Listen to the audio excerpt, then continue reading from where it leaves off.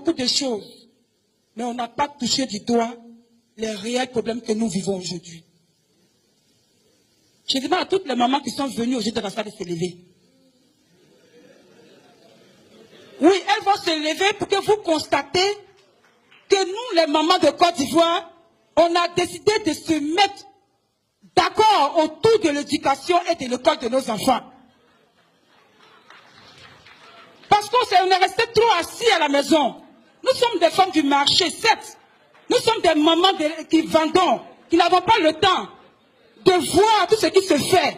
Mais aujourd'hui, on est venu pour parler, pour que vous entendiez notre voix. Vous entendez les cris de cœur que nous sommes venus lancer aujourd'hui dans cette salle.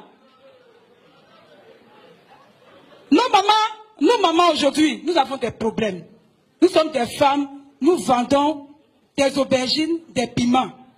Nous économisons pour mettre nos enfants à l'école, dans le but que ces enfants deviennent demain des cadres de ce pays, pour que nous aussi, ils puissent s'occuper de nous, nous donner à manger, nous soigner, et puis Dieu nous donne longue vie, nous enterrer demain. Mais qu'est-ce qu'on constate et que j'entends aujourd'hui, depuis que je suis assis dans la salle, je n'ai pas entendu. On chasse nos enfants dans les écoles.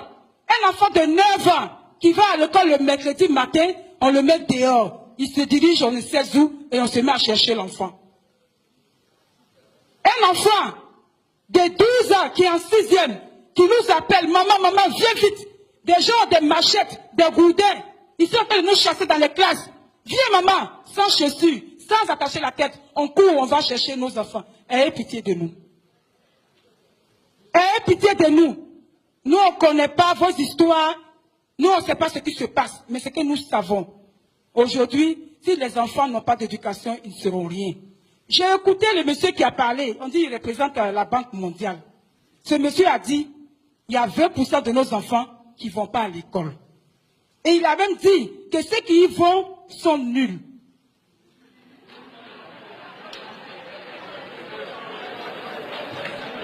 C'est ça, ceux qui y vont sont nuls. C'est pour dire que c'est grave. C'est grave. C'est grave parce que ceux qui sont nuls là, pourquoi ils sont nuls? Ils sont nuls parce qu'il y a des grèves répétées. On ne les enseigne pas. Les enseignants se plaignent, c'est nos enfants. La dame disait tout à l'heure, une dame qui a parlé qui disait, il ne faut pas accuser, il ne faut pas parler. Mais c'est nous qui vivons la situation. Eux, ils ont l'argent pour envoyer les enfants peut-être en Europe, pour aller à l'école. Mais nous, nos enfants, c'est en Côte d'Ivoire ici qu'ils vont à l'école. Alors on demande pardon aux enseignants, on demande pardon au ministère, on demande pardon à tout le monde. Si on n'avait pas le courage de venir, on n'allait jamais pointer la ministre. Parce que si on demande l'audience, elle ne va jamais nous donner. Comment on fait pour aller la rencontrer? Est-ce qu'elle va nous donner l'audience un jour? On n'est rien. Quand tu as dit que tu veux voir le ministre, on a dit où tu es passé pour voir le ministre. Aujourd'hui, on a entendu qu'il y a une réunion ici, on s'est concerté, on est venu. Parce que nous sommes les femmes de Côte d'Ivoire aussi. Notre voix aussi doit porter. On a le droit de se plaindre. Si enseignant, on dit que tu as revendiqué, que tu as eu un peu, il faut accepter, il faut enseigner les enfants. On nous a dit en Chine, là, quand il faut grave, ils mettent papier jaune rouge sur les têtes là. Et puis ça va enseigner. Faites la même chose. Faites la même chose. Faites la grève, mais enseignez les enfants.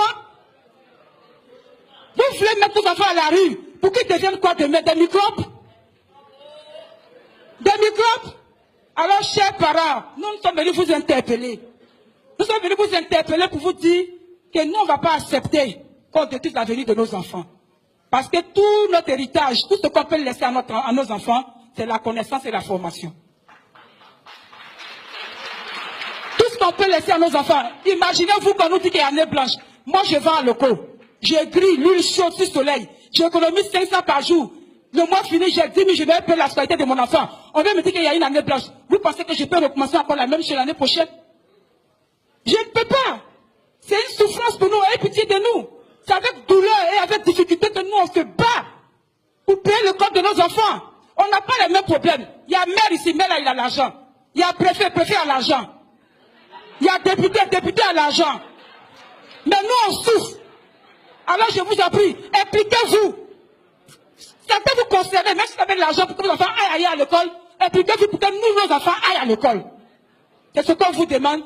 Je demande pardon à tout le monde si j'ai offensé, mais c'est le cri de cœur que je voulais lancer parce qu'en tant que maman, on vous demande pardon.